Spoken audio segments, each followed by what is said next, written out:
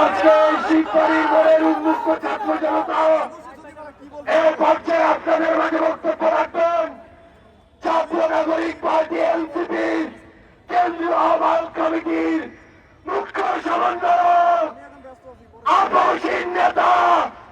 যার সত্য কথা মুখে কখনো আটকায় না, যার তিক্ত কথা অনেকে সহ্য করতে পারে না, আমাদের প্রিয় নেতা জনাব নাসিরউদ্দিন পাটোয়ারি।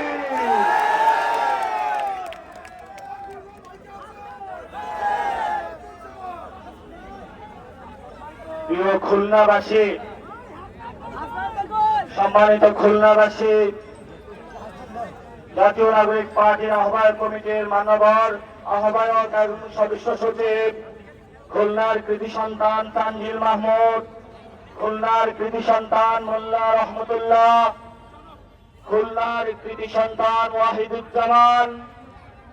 খুলনার বৈষম্য বিরোধী ছাত্র আন্দোলনের নেতৃবৃন্দ, খুলনার জাতীয় নাগরিক কমিটির নেতৃবৃন্দ, খুলনার সন্তান মিসবাহ কামাল থেকে শুরু করে সকাল থেকে সারাদিন পরিশ্রম করে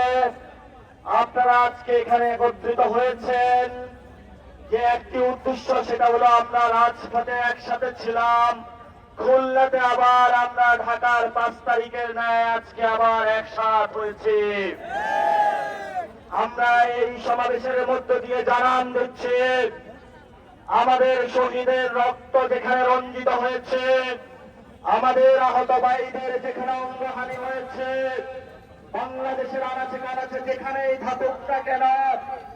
আমরা তাদের দরজায় উপস্থিত হব, তাদের রক্তের শপথ নিয়ে,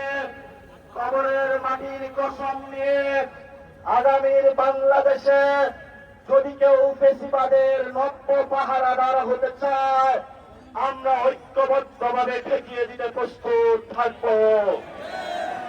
আপনারা জানেন,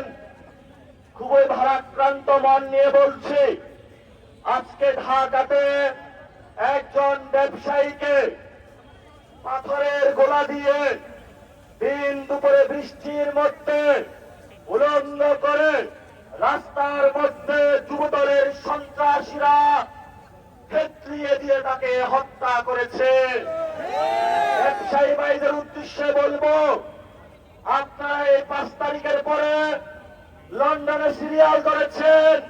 বিএনপির নেতা কর্মীদের কাছে সিরিয়াল করেছেন, কিন্তু আজকে বিএনপির নেতা কর্মীরা আপনাদের শরীর থেতলে দিয়ে উপযুক্ত জবাব দিয়েছে। আপনারা আগে সিরিয়াল ধরেছিলেন শেখ হাসিনার কাছে, আর এখন যারা নব্য স্বৈরাচারের